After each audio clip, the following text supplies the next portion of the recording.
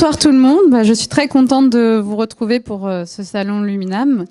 Donc je clôture en vous parlant de médiumnité, du potentiel que vous pouvez avoir, parce qu'en fait, vous avez tous cette capacité, et en fait, on l'a un peu oublié. Ça, c'est vrai, on a tendance à l'oublier, et dès petit, en fait, à partir de 6 ans, on commence à l'oublier. Je vais vous expliquer comment tout cela commence et comment vous pouvez développer ça. Alors, tout d'abord, il faut savoir que les enfants, quand ils arrivent sur cette terre, ils arrivent avec l'âme et l'ego, comme toute personne. Et jusqu'à à peu près 6 ans, les enfants ont la capacité de développer leur médiumnité de façon très simple, parce qu'ils ne sont pas envahis par leur ego. Alors, l'ego, c'est quoi exactement? L'ego, c'est tout ce que vous allez avoir comme pensée, comme pensée que votre famille va vous véhiculer, que la société va vous véhiculer, que les autres enfants vont vous donner, vont vous partager. Et l'ego, en fait, c'est une partie de nous. C'est une partie de nous qui existe bel et bien et qui a existé au même moment d'ailleurs que l'âme. C'est-à-dire qu'en fait, les deux naissent au même moment. Ils sont indissociables et en même temps, ils sont séparés. Et cet ego, c'est un peu plein d'informations. En fait, c'est un espèce d'amas d'informations. En fait, quand vous naissez, au départ, on vous réinitialise. C'est-à-dire que chaque enfant, au départ, a en fait une espèce d'information sur sa vie, un chemin, un chemin tout tracé. Je vais vous expliquer quelque chose que je suis en train d'écrire dans ma BD 3 d'Essentiel, où on m'a posé la question « Qu'est-ce que l'âme ?» Et en fait, c'est très intéressant parce que j'ai compris que l'âme, pendant les 9 mois de la création, se constituait petit à petit. Alors vous allez me dire, mais où elle veut en venir? Eh bien, donc chaque mois, l'âme se constitue avec 9 étapes, 9 cheminements. Et quand l'enfant sort du ventre de la mère, je me suis aperçue que c'est exactement la même image que nous avons lorsque nous allons sortir du corps, lorsque nous allons mourir. Et donc l'enfant, quand il sort du ventre de la mère, il est dans le noir total, il sort de ce ventre et il a ce tunnel blanc. Et pendant ce moment-là, ce laps de temps où il va sortir du ventre de la mère, eh bien, il va voir sa vie défiler. C'est-à-dire qu'en fait, toute votre vie, elle défile déjà. Donc, ça m'a fait comprendre quelque chose, c'est cette histoire de déjà-vu. C'est-à-dire qu'en fait, toutes ces informations-là, vous les avez stockées dans votre glande pinéale. Vous les avez stockées dans votre glande pinéale, dans votre cerveau. Et l'enfant, quand il arrive sur cette terre, donc, du coup, il est réinitialisé. C'est-à-dire qu'il a l'information de sa vie. Il la connaît déjà, mais ça va être enregistré, mais il va la mettre de côté. Et puis, il est quand même connecté aussi à toutes ses incarnations passées. Mais pourquoi nous ne nous en rappelons pas? Tout simplement parce que si on vit avec toutes les incarnations passées dès le départ, eh bien, on ne peut pas se réinitialiser, se reconstituer et se recréer d'une certaine manière. Par contre, on les a en feedback, c'est-à-dire que nous avons en fait comme si on était branché, notre glande pinéale est branchée à toutes nos incarnations passées par un fil, voilà, qui nous permet en fait d'avoir un espèce d'inconscient par rapport à ça, mais cet inconscient nous permet d'avoir parfois des sensations de vécu. Moi, à l'âge de mes 5 ans, je me suis rappelé que j'étais morte en couche et je comprenais pas comment c'était possible de mourir en couche. Donc j'ai dû demander à ma mère. Et du coup, vous avez tous vécu ce processus-là. Donc, lors de votre naissance, même si vous êtes né par césarienne, vous avez vécu ce processus où vous allez vivre la sortie dans le noir pour aller vers la lumière. Et du coup, vous allez vivre ce moment où vous allez vous voir toute votre vie défiler. À l'image de ce que l'on vit lorsque l'on va mourir, on voit toute notre vie défiler. C'est la même histoire. Et du coup, jusqu'à 6 ans, l'enfant n'est pas pollué par l'ego. Il l'est petit à petit, mais il est encore assez vierge. Donc, il se laisse totalement guider par son intuition. Je vais vous donner une petite idée comme ça, une petite histoire que j'ai vécue le jour d'avant avec mon petit-fils de 2 ans et demi. Il venait de se réveiller et il me dit « Ah maman, il y avait plein de morts autour de moi. » Donc j'ai « Ok.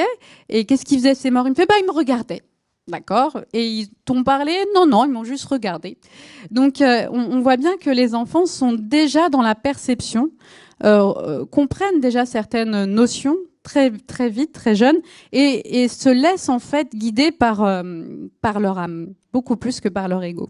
Et ce qui va construire sa personnalité, c'est ce que son ego va lui inculquer. Et l'ego des parents et son ego va retenir aussi.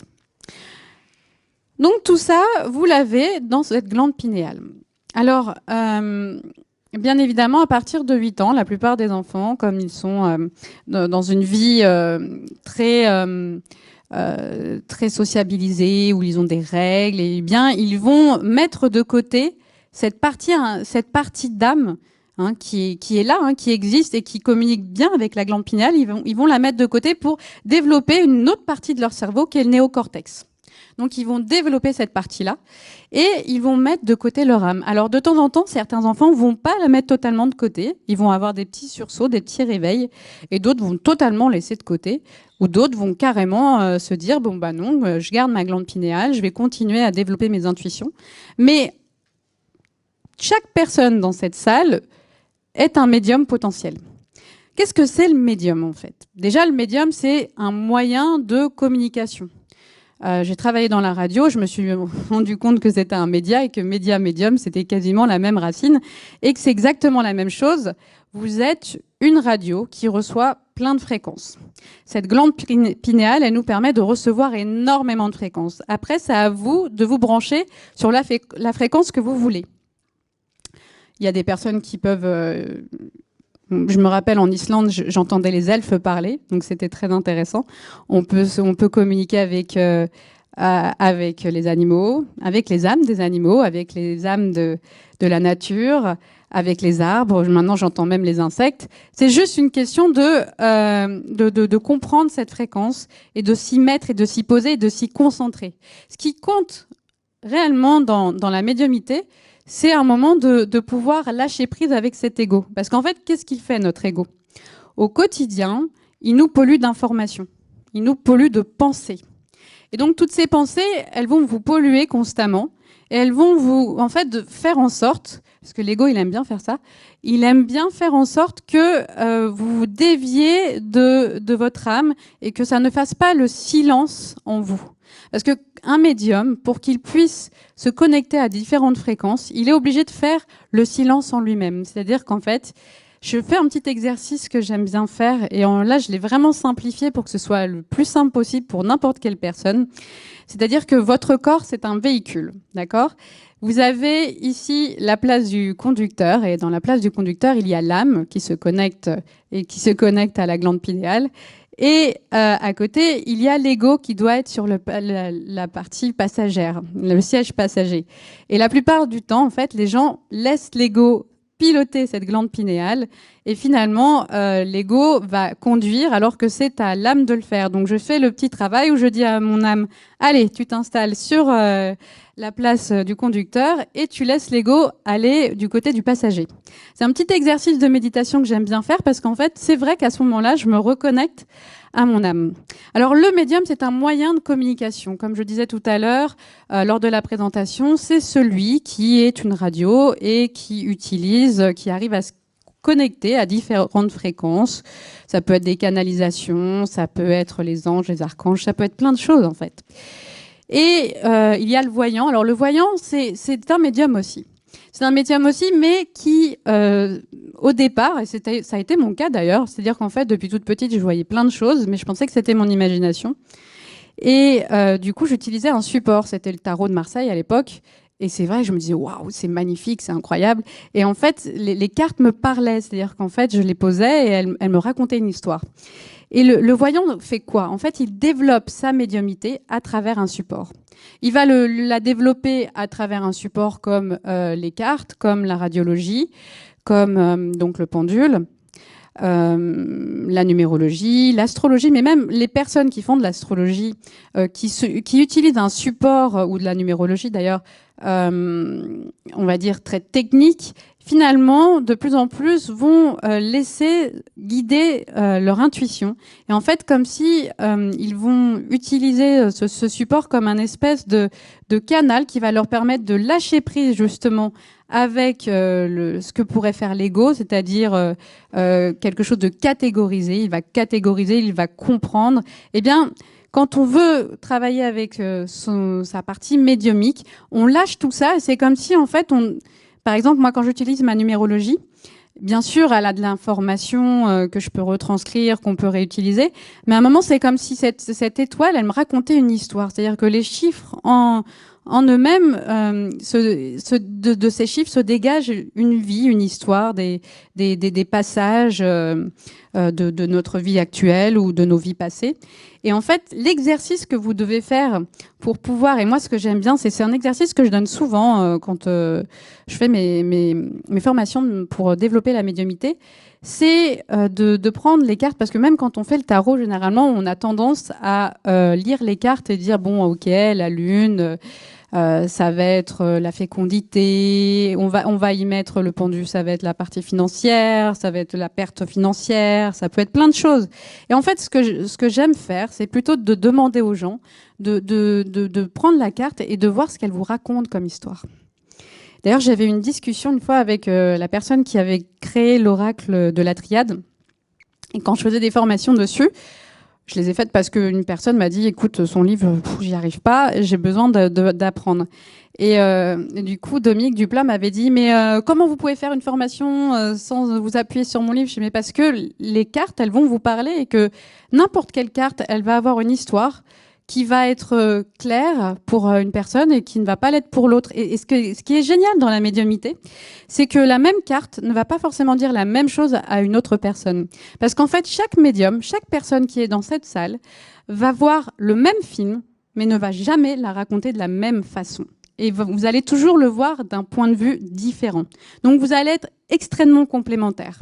C'est-à-dire que ça m'est déjà arrivé, il y a longtemps déjà, qu'une femme me dise c'est marrant, vous me dites à peu près la même chose qu'une autre médium, mais c'est différent. Bah oui, parce qu'on va pas avoir le même point de vue.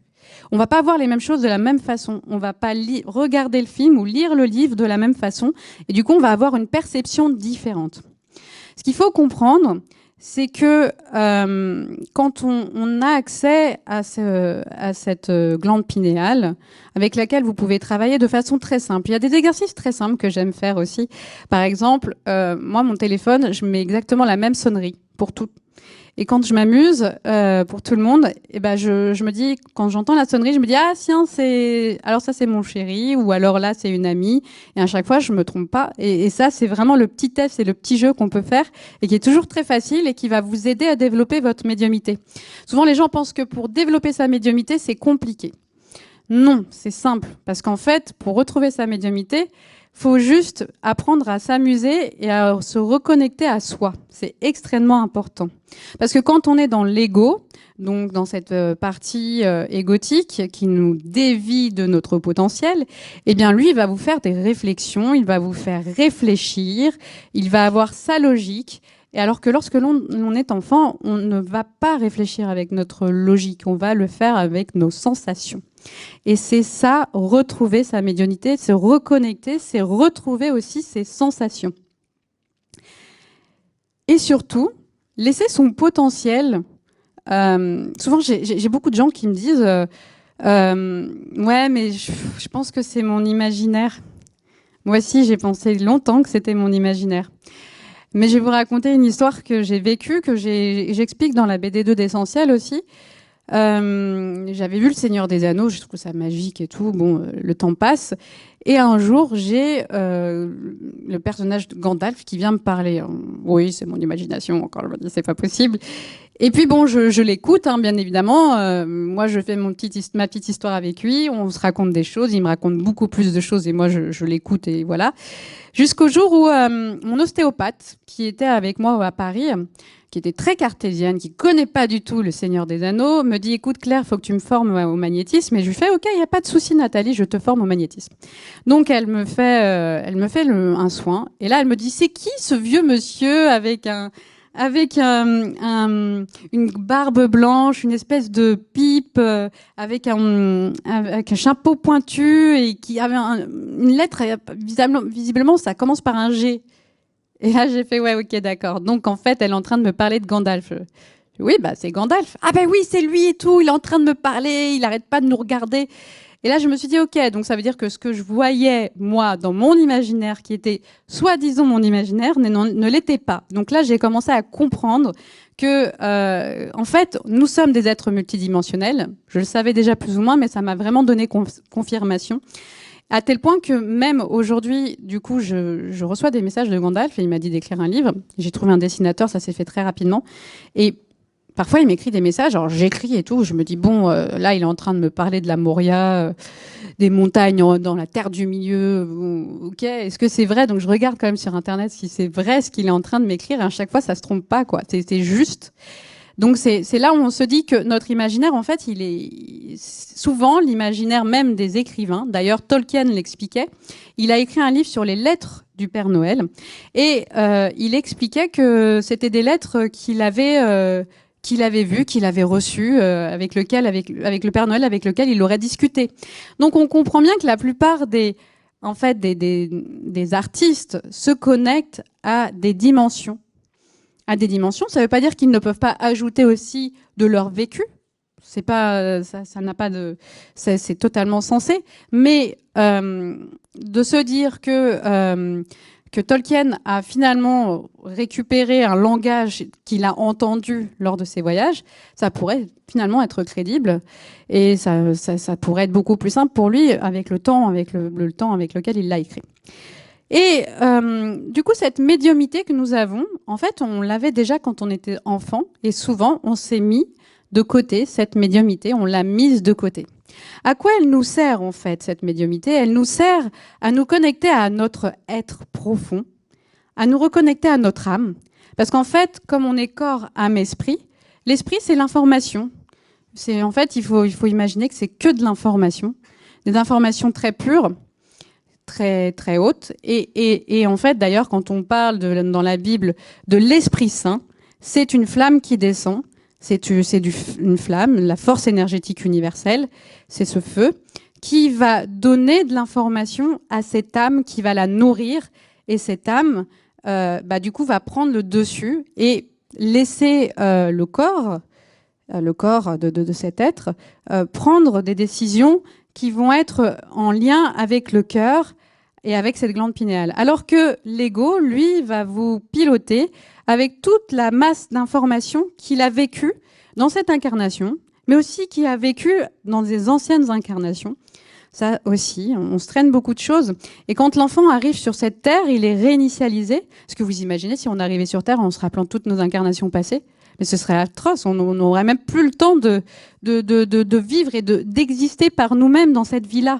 C'est bien pour ça, d'ailleurs, qu'on nous demande que là-haut, en fait, on nous fait oublier toutes ces incarnations-là, mais on nous les fait oublier de façon consciente. Mais dans l'inconscient, c'est toujours là. Et du coup, certaines personnes, quand elles se connectent à leur glande pinéale, ce qui a été mon cas, parce que très jeune, quand un ange est venu me voir et il m'a dit « tu ne verras pas d'un œil, tu n'entendras pas d'une oreille, mais tu verras d'un autre œil et tu entendras d'une autre oreille », eh bien très vite, j'ai compris que j'allais voir des choses qui seraient connectées à des mondes invisibles. Et du coup, en fait, en gros, bien des années plus tard, j'ai compris que j'avais laissé ma glande pinéale, ma partie enfant, en fait, ma partie enfant était toujours connectée à cette glande pinéale et toujours dans la notion de sentiment, de sensation et non de logique. Parce que la logique, en fait, elle est intéressante, hein, la réflexion est intéressante, mais quand on veut se connecter à sa partie de médium, hein, de moyens de communication, de médias, de radio, il faut mettre de côté toutes ces pensées.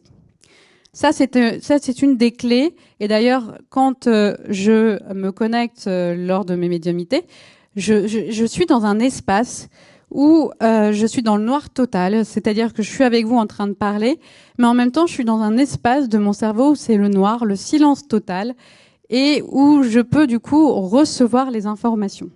Alors pour d'autres personnes, ça va être des endroits totalement différents. Mais ce seront toujours des endroits où vous allez vous sentir bien, et où vous allez être en totale connexion avec votre âme. Alors c'est très intéressant cette médiumnité parce qu'elle nous permet de nous connecter à nous-mêmes, mais elle peut aussi nous indiquer des vies passées, de la multidimension, mais aussi du futur, puisque ça peut aussi nous aider à mieux appréhender notre futur. Quand on développe cette médiumnité, il faut savoir qu'on a toujours les deux côtés on voit toujours les deux côtés de l'énergie. On voit aussi bien le bon côté comme le mauvais côté. Alors souvent, les mamans sont un peu inquiètes quand elles se disent « Ouh là là, mais mon fils, il va voir les choses horribles ». Je l'ai vécu moi-même quand j'étais petite. Et effectivement, on voit des choses un peu difficiles.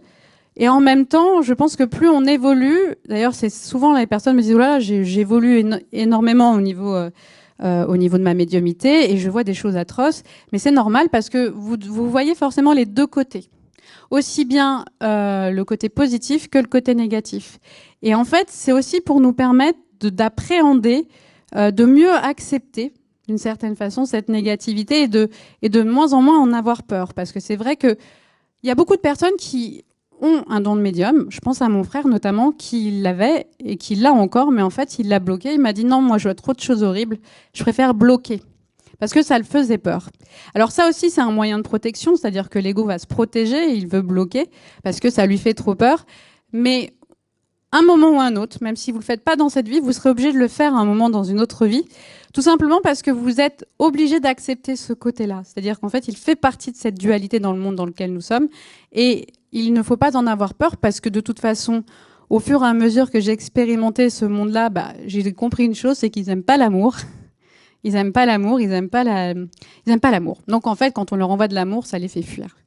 Donc c'est bien, c'est une bonne chose. Ils ne supportent pas l'amour parce que c'est une énergie très puissante et alors ça leur fait peur. Donc ils sont obligés de fuir et ça marche bien. Donc ça c'est plutôt cool. Et du coup, c'est aussi d'apprendre à accepter cette part d'ombre. Accepter aussi cette part d'ombre que vous avez à l'intérieur puisqu'on est tous avec tous un côté yin et yang et c'est extrêmement important. Donc votre glande pinéale, vous l'avez tous. Vous pouvez l'activer, vous pouvez aussi la désactiver, tout simplement en faisant une chose très simple. Si vous voulez l'activer, vous commencez à lâcher prise sur vos pensées. Vous pouvez faire de la méditation. La méditation, ça aide forcément. Vous pouvez faire des exercices de méditation, vous vous visualisez dans un espace dans lequel vous vous sentez bien, où il y a le silence, où vous n'avez plus besoin en fait d'entendre votre ego parler. Alors bien évidemment, il y a une petite stratégie que j'utilise moi pour ça. En fait, c'est comme si votre ego il était au téléphone avec vous en permanence. C'est-à-dire qu'en fait, il est toujours en train de parler. Même quand vous pensez qu'il ne parle pas, il est en train de parler. Et du coup, il va falloir que vous fassiez le petit exercice où vous dites à votre ego « Ok, j'ai entendu tout ce que tu vas me dire, mais là, je vais faire une pause, on va raccrocher, et puis on se retrouve tout à l'heure. » Parce que votre ego, malgré tout, même quand vous pensez que vous ne pensez plus, parfois, il apparaît encore pouf. Alors, c'est pour ça que la méditation, c'est vraiment un super exercice qui peut en plus nous servir pour le quotidien. Et pour commencer justement à couper avec son ego que l'on aime, bien sûr, on ne va pas non plus le jeter, lui jeter des pierres à cet ego, parce que si vous lui jetez des pierres, c'est comme si vous vous jetez des pierres à vous-même. Ça n'a aucun sens. Donc son ego, on va l'aimer, on va lui donner beaucoup d'amour. Et en plus, d'ailleurs, plus on lui donne de l'amour à cet ego, plus il commence à comprendre que, oui, il doit apprendre lui aussi par la sagesse au lieu d'apprendre par la souffrance. Alors, la médiumnité, elle peut se développer de différentes façons. J'ai une amie, moi, donc à 5 ans, mon ange est venu me dire tu ne verras pas d'un œil et tu n'entendras pas d'une oreille. Donc bon, voilà, choc, pouf, l'information est passée. Et ok, j'ai compris dans quel monde j'étais. Ensuite, j'ai une amie, par exemple, à l'âge de ses 40 ans, ça s'est révélé, suite à un accident. Une dame aujourd'hui m'a expliqué aussi que ça lui est arrivé quand elle a perdu son mari. Elle a eu sa médiumnité s'est développée. Et donc souvent, ça arrive souvent avec des chocs, ça c'est vrai, mais vous pouvez le travailler naturellement. Alors il y a beaucoup de gens qui me disent aussi, oui, mais il y a des Mozart et puis il y a ceux qui ne sont pas Mozart. Oui, c'est vrai, mais en même temps, Mozart, il a énormément travaillé pour arriver là où il en était. C'est-à-dire que son père l'avait mis à cravacher dès le départ en faisant du clavecin, du clavecin, du clavecin pour pouvoir développer ses capacités. Eh bien, la médiumnité, c'est la même chose. Vous devez le travailler. Alors, vous pouvez le faire même en faisant un tirage de cartes. Vous pouvez le faire tous les jours en faisant un tirage de cartes, en faisant de la radiologie. Alors, moi, je préfère les cartes parce que c'est vraiment un bon support. Mais vous pouvez le faire avec des exercices comme le coup du téléphone ou alors il y a un autre petit exercice quand on est en ville. Quand j'étais à Paris, j'aimais bien observer les gens, mais les observer pas en me disant bon alors cette personne dans son attitude, dans ses habits, dans ça moi j'oublie tout ça, ça ne me sert à rien. Mais c'est juste me dire tiens cette personne, je pense qu'elle va avoir, je me mettais à un café, tiens cette personne, je pense qu'elle va avoir un rendez-vous avec une jeune fille ou un jeune garçon. En fait, je commençais à me faire l'histoire de cette personne. Et souvent, je voyais que la personne allait rencontrer effectivement une jeune femme ou un jeune homme, ou c'est un rendez-vous professionnel. Et du coup, en fait, plus vous allez faire avec amusement, comme un enfant en fait, plus vous allez trouver ça marrant en fait. Et du coup, vous allez vous retrouver avec votre connexion d'enfant. Parce que c'est important aussi de retrouver cette connexion avec son enfant intérieur quand on fait de la médiumnité. Parce que l'enfant, quand il est dans son univers, il voit des choses, il est toujours en admiration pour tout ce qui l'entoure. Moi, je vois mon fils, il y avait un climatiseur, il était là, waouh, c'est magique. Et c'est génial parce qu'en fait, nous, on perd cette partie de nous. Et pourtant, ça nous permet, ça paraît peut-être idiot, mais en fait, non, ça nous permet de nous reconnecter à cette glande pinéale. Parce que en faisant ça, notre glande pinéale, qui a aussi beaucoup d'informations, en retrouvant cette âme d'enfant, l'objectif, c'est aussi un peu de lui enlever de l'information que l'ego nous a stockée. Donc ça aussi, c'est important. Et donc, vous êtes tous potentiellement médiums et vous pouvez tous réussir à développer ça en faisant des exercices chaque jour et en croyant aussi en votre potentiel, parce que ça aussi, c'est important. C'est-à-dire que la plupart des gens le font juste en faisant des exercices, mais ils ne croient pas en leur potentiel. Alors que c'est extrêmement important de penser que vous en êtes capable et de voir que vous avez des capacités. Même si, au départ, vous allez peut-être être déçu. Quand je fais mes formations en médiumité, parfois, y a des exercices, c'est moins bon que d'autres. Mais il y en a où les autres personnes vont exceller dans un exercice où je vais cacher les cartes et je vais leur demander de découvrir ce qu'il y a dans cette carte. Et d'autres, alors l'exercice qui marche mieux, qui est un exercice très simple. Encore, c'est un exercice qu'on fait lorsque l'on est enfant, où on bande les yeux de la personne. Et on lui demande de rechercher une personne. Alors, elle perd toute notion d'espace et de temps, mais étonnamment, à chaque fois, elle retrouve la bonne personne. Et à chaque fois, je lui demande comment tu l'as fait. Je me suis connectée à elle, j'ai essayé de voir son énergie. Alors parfois, il y a des couleurs qui ressortent, mais à chaque fois, elle ne se trompe pas. C'est souvent du sans faute. Et du coup, c'est bien la preuve qu'on n'a pas besoin de nos yeux pour voir ce qui se passe. Cet exercice-là, il est très intéressant parce que nos yeux ne nous servent absolument à rien. Et c'est bien la preuve que lorsque cet ange est venu me parler et m'a dit « tu ne verras pas d'un œil, mais tu verras d'un autre œil », c'est que la médiumnité ne se fait pas avec les yeux. Elle se fait avec ce troisième œil, cette glande pinéale que vous avez. C'est votre meilleur œil. C'est celui qui va vous guider vers certaines vérités, vers des choses qui sont cachées à l'intérieur de vous, qui sont aussi connectées à d'autres mondes. Et ça, c'est vraiment important. Les exercices où vous fermez les yeux vous permettent certainement de vous décorréler de cet espace que vous situez avec vos yeux, mais vous permet d'ouvrir un champ des possibilités qui est assez incroyable. D'ailleurs, quand on fait des voyages astrales, notre âme voit à 360 degrés comme Dieu, en fait, et il n'a pas besoin de voir avec ses yeux, parce qu'il n'a pas vraiment... Les yeux n'existent plus. Les yeux n'existent que juste pour voir, juste pour nous aider à voir à travers ce corps, en fait. Donc, les yeux ne nous sont plus utiles. Donc, même quand vous voulez faire des exercices pour vous reconnecter à la médiumnité, la meilleure des choses, c'est de fermer les yeux, tout simplement, parce que les yeux ne nous seront pas du tout utiles. Et c'est pour ça que, une fois, on m'avait posé la question, est-ce que j'observe les gens quand je fais de la voyance? Eh bien, la plupart du temps, j'aime bien fermer les yeux ou je ne regarde pas la personne parce que je n'ai pas besoin de la voir pour pouvoir voir ce qu'il y a dans son âme, puisque son âme, elle n'a pas besoin du corps, elle n'a pas besoin du visage, on s'en fout en fait, ça nous est plus important en fait. On va se connecter d'âme à âme.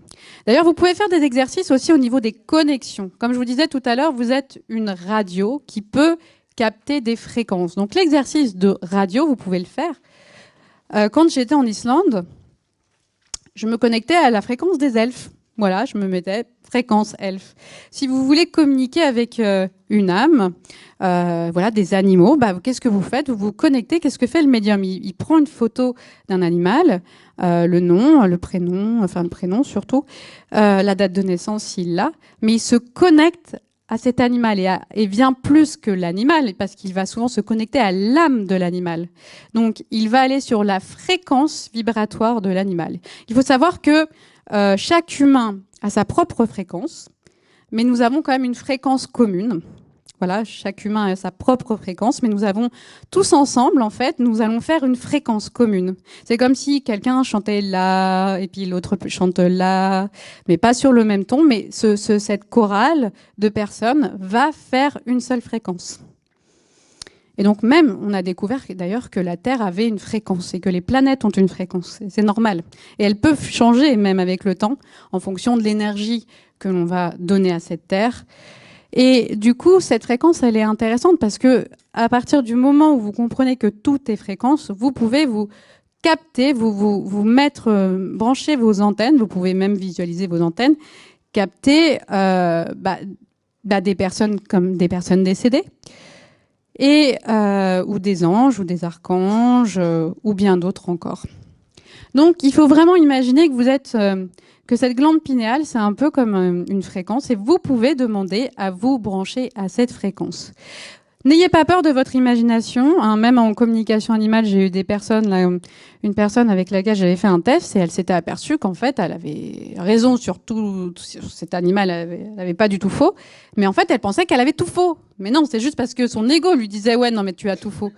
Parce que son ego n'aime pas être rassuré. Il a besoin d'être dans un stress en disant « mais non, mais t'es nul, tu peux pas y arriver ».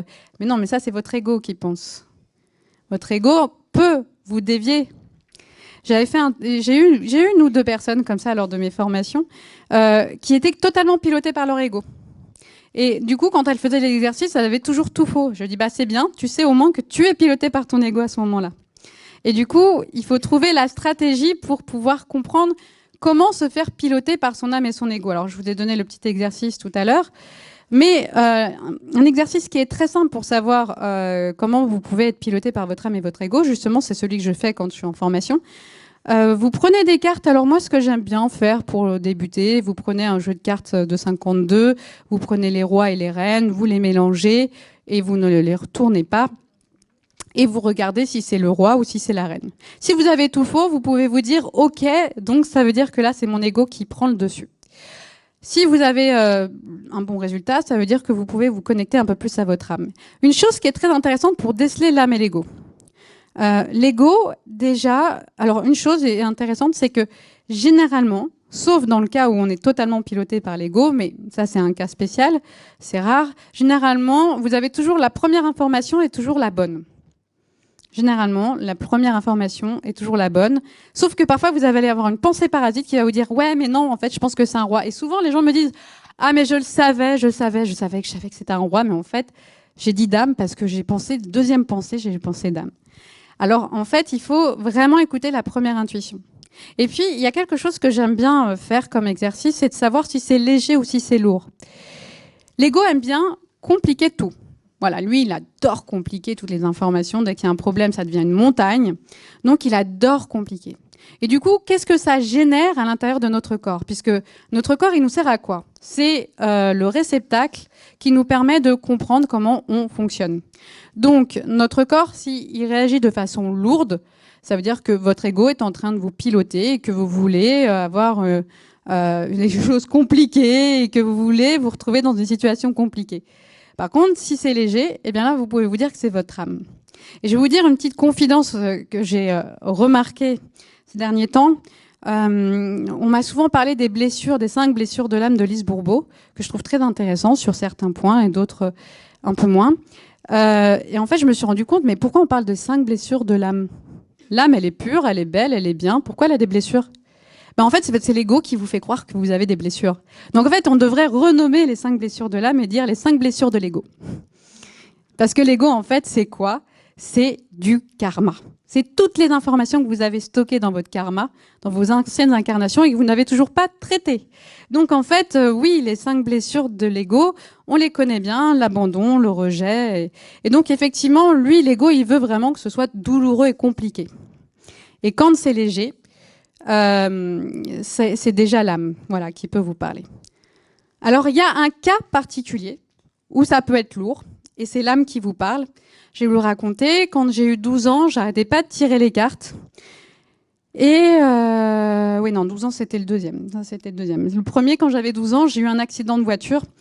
Et en fait, je savais que j'allais avoir un accident de voiture, quoi. Je savais que j'allais, en fait, avoir un accident de voiture, mais je ne savais pas comment. Donc, c'était mon premier jour de sixième. Je devais prendre le bus. Et puis, je ne l'ai jamais pris, puisque j'étais renversée par une voiture. Et j'avais dit à ma mère, mais maman, tu peux pas m'accompagner en voiture? Non, je peux pas, le travail et tout. Papa, non, je peux pas, le travail. Ok, d'accord. Et en fait, c'était le seul moment où j'ai senti une lourdeur en moi. Alors quand il y a quelque chose de grave, dans une notion de gravité, quand on est dans un accident, ça peut être parfois lourd et c'est le seul cas où ça peut être lourd parce qu'en fait, vous sentez le danger imminent arriver. Et c'est comme si vous pouvez rien y faire, en fait. C'est comme si c'était dans votre destinée, c'était écrit, et vous ne pouvez rien y faire. Et c'est le seul cas où vous pouvez sentir, en fait, ce sentiment de lourdeur. Et pareil, une fois, j'avais tiré les cartes, et je voyais accident, accident, accident, accident. Et je me suis dit, non, mais demain, je vais avoir un accident, c'est pas possible. Le lendemain, je me dis, est-ce que je sors ou pas? Je dis oui, bon allez, on s'en fout. De toute façon, si j'en ai un accident, je l'aurai à la maison, ce serait pareil. Donc je suis sortie, j'ai vu un ami et il m'a dit ouais, non, c'est que des conneries, l'accident. Et en fait, on a pris la voiture et il a eu un accident. Et en fait, il y a une voiture qui nous est rentrée par derrière. Il n'était pas du tout en tort. On était à un feu rouge. Et je lui dis ah bah tu vois, on a eu cet accident, mais finalement, le fait d'être peut-être sorti, je l'ai moins. J'ai fait un accident moins dramatique et finalement c'était pas grand chose et tant mieux, mais bon là aussi j'avais senti comme une espèce de lourdeur qui était là et je pouvais pas la gérer en fait quoi. Donc ça c'est le seul moment où on peut ressentir un peu ce sentiment de lourdeur alors que c'est l'âme qui nous prévient de ce message. Et du coup, bah forcément, nous, en tant qu'ego, on va se dire waouh, oh là là, dis donc, j'ai un accident, c'est dur, comment je vais le gérer? Et ça, c'est l'ego qui reprend le dessus, mais c'est l'âme qui nous prévient. Donc, l'ego, lui, ne fait que compliquer l'information, mais c'est quand même quelque chose d'assez lourd. Voilà. Donc, vous avez tous ce potentiel en vous. Il n'y a pas une seule personne qui ne peut pas devenir médium. C'est très important, et c'est cette croyance que l'on a. Souvent l'ego pense que nous ne sommes pas capables en fait de faire les choses. Alors bien sûr il y a des choses sur lesquelles je ne suis pas encore capable. J'ai un ami Romain, il tord les cuillères. Il me tord comme ça. Je lui fais mais Romain comment tu fais? Il me fait bah la cuillère n'existe pas. Donc j'ai fait ok d'accord j'en suis pas là. Hein. J'essaye encore mais pour l'instant j'y arrive pas. Donc je veux bien croire Romain que la cuillère n'existe pas. Je suis sûre qu'il a raison d'ailleurs. Mais pour l'instant je n'y arrive pas. Donc comme quoi, mais ça veut pas dire que je n'ai pas le potentiel. C'est que pour l'instant déjà je m'entraîne pas assez et ça joue beaucoup. Et je pense que peut-être que dans ma spécificité c'est pas forcément ma voie de tirer de plier les cuillères.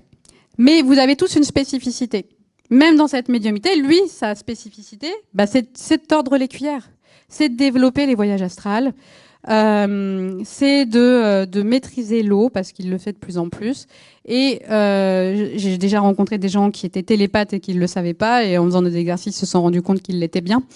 mais qu'ils ne pensaient pas l'être. C'est-à-dire qu'en fait, oui, souvent ils pensent que c'est de la probabilité, du hasard et de la chance, et puis petit à petit, quand on fait les exercices, quand même, la probabilité, elle est de moins en moins, c'est pas possible, donc en fait, à un moment, on ne peut que croire que il est vraiment télépathe. Donc on a tous, mais même être télépathe, on a tous cette capacité-là.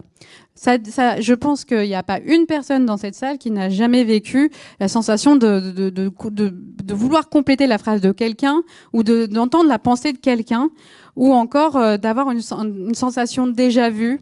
Je pense que c'est arrivé à n'importe quelle personne ici. C'est fort probable parce que c'est vraiment des choses que l'on vit au quotidien. Et donc, pour celles et ceux qui sont dans des difficultés à se connecter à leur glande pinéale, c'est parce que vous pensez trop. Vous pensez trop, vous réfléchissez trop. Et c'est là où on va vous demander de vous déconnecter. Je regarde le temps. C'est là où on va vous demander de vous déconnecter de votre pensée. Parce que c'est important. L'ego pense tout le temps. C'est bien. Ça peut nous aider.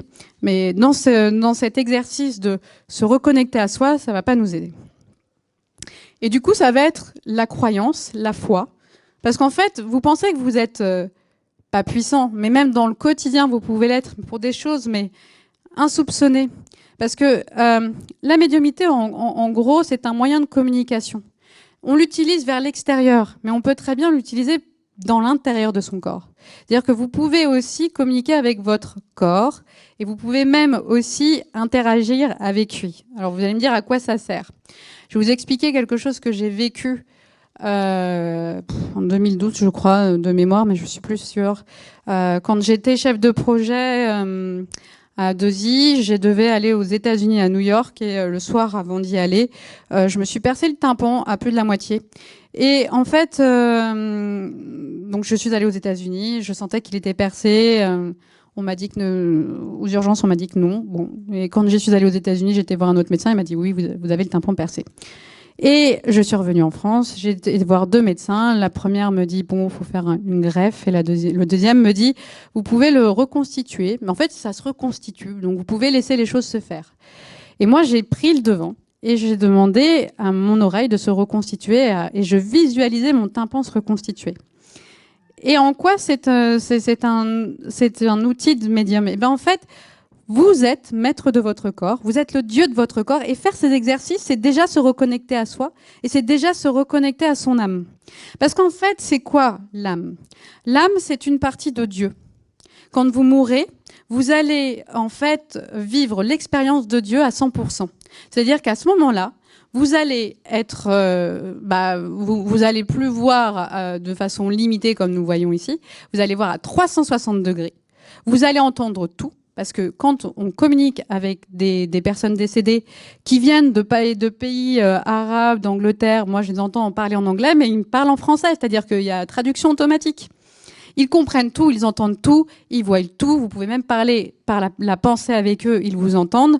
Parfois, je disais à des femmes qui venaient en consultation pour les contacts défunts, étaient en train de penser à quelque chose, et je leur disais, en fait, vous pensez à ça, et effectivement, parce que le défunt me l'avait donné la pensée.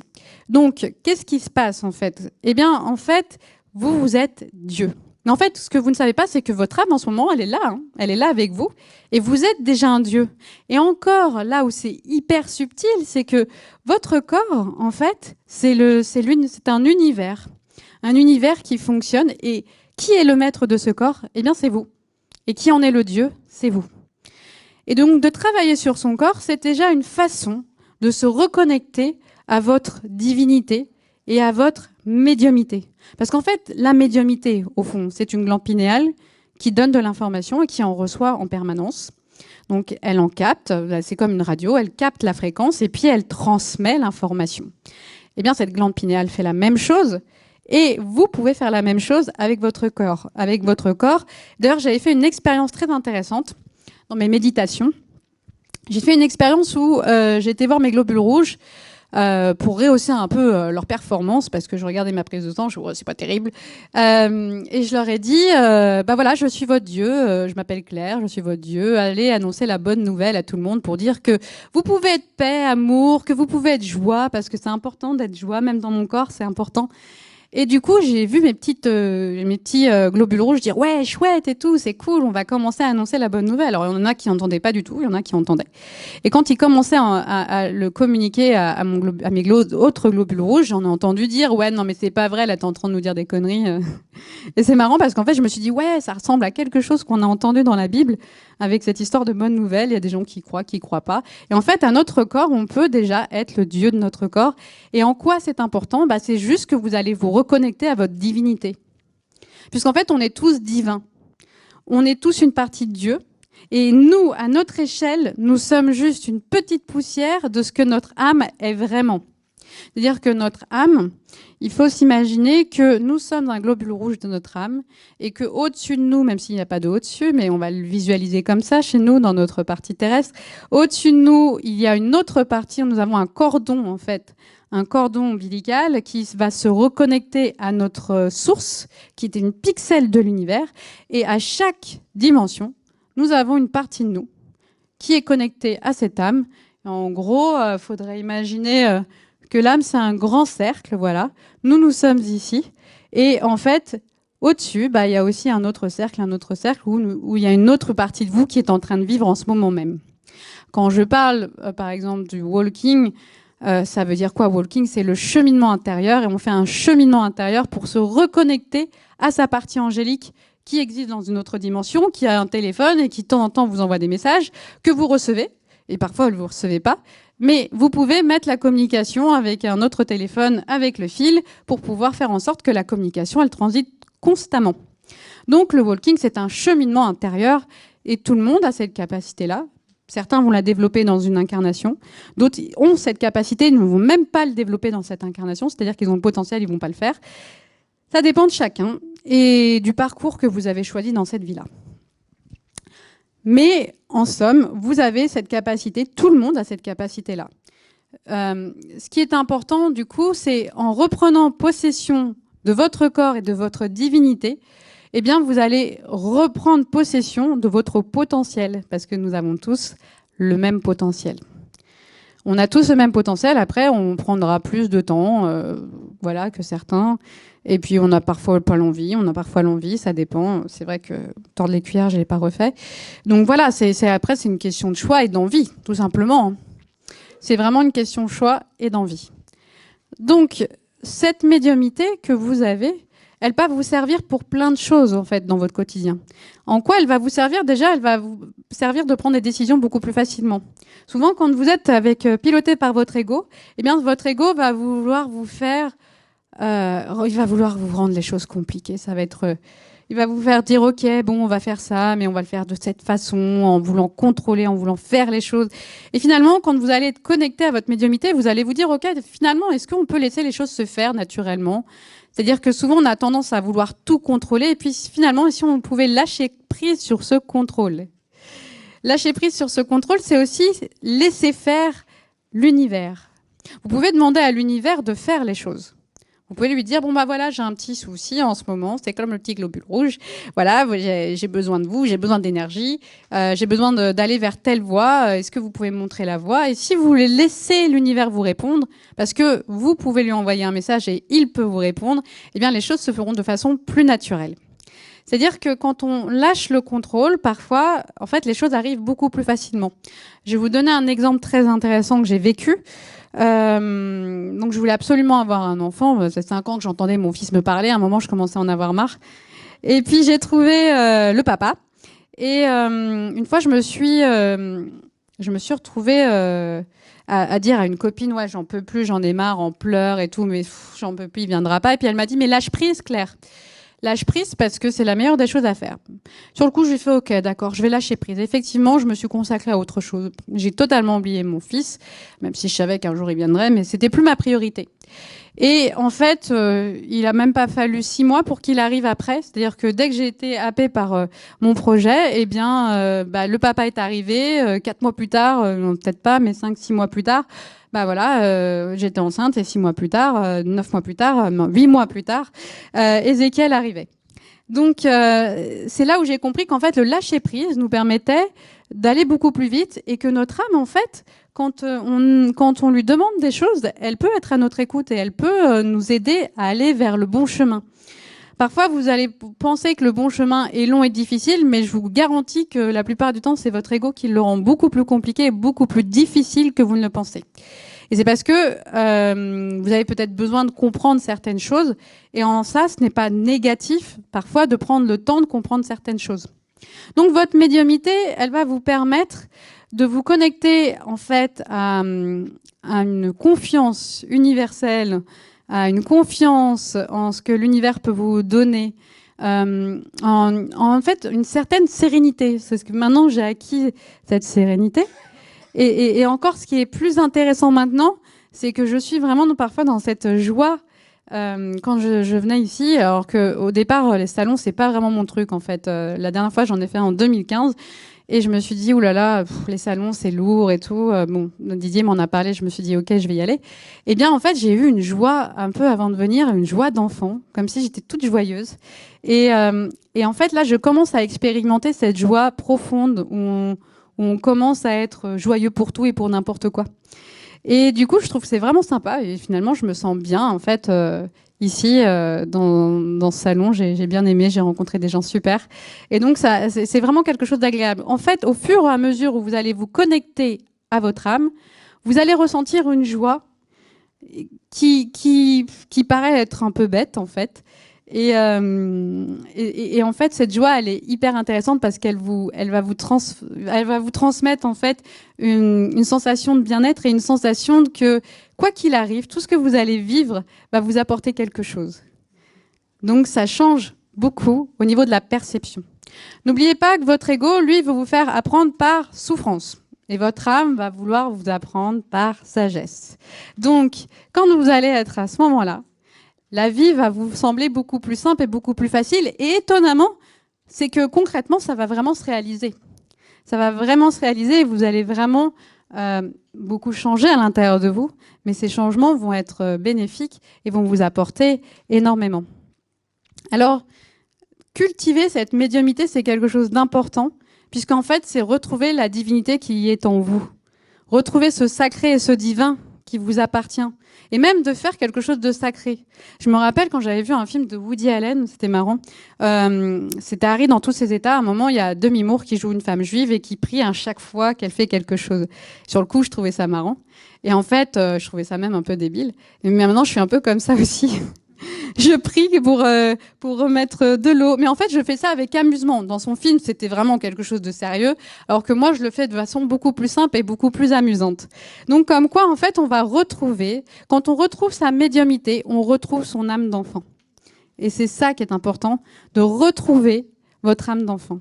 Parce que c'est là où vous allez pouvoir voir que tout est possible. Quand j'ai reconstitué mon tympan, et que le médecin, au bout de 2 mois, m'a dit « Mais votre tympan, il est impeccable ». Il s'est reconstitué naturellement. D'ailleurs, j'avais pas fini mon histoire, j'étais partie sur autre chose. Eh bien, la dernière fois, j'ai été voir un ORL. Elle m'a auscultée il y a 2 mois, et elle m'avait jamais auscultée avant. Et je lui ai dit, bah voilà, j'ai eu un tympan percé et tout. Elle a regardé, elle a fait, non, mais il n'y a aucune trace de votre tympan percé. Pour moi, il n'a jamais eu lieu. Cet événement n'a jamais eu lieu. Bah, effectivement, parce que tous les jours, je donne de l'amour à mon corps. Je donne de l'amour à mon corps, à mon âme, à mon esprit, à mon ego. J'aime bien dire cette phrase. Et vraiment, ça va vous aider à vous reconnecter à vos capacités. Vous allez voir que petit à petit, tout va se développer, tout va s'ouvrir. Parce que quand vous laissez le champ des possibilités s'ouvrir à vous, eh bien, tout devient possible. Mon ange m'a toujours dit tout est possible. Alors des gens parfois me posent des questions, est-ce que c'est possible? Oui, c'est possible. Moi, je parle par le principe que tout est possible. Donc toute possibilité est là. Donc je ne me ferme à rien et c'est tant mieux parce que ça m'ouvre vraiment plein de perspectives. Donc je ne sais pas si j'ai fait 45 minutes. Oui. Voilà. Et donc du coup, on va finir sur ça, sur l'idée que tout est possible et que vous pouvez être le Dieu de votre corps, de votre âme et de votre esprit si vous retrouvez cette joie de vivre, ce côté enfantin, et si vous laissez votre âme piloter votre corps. Voilà.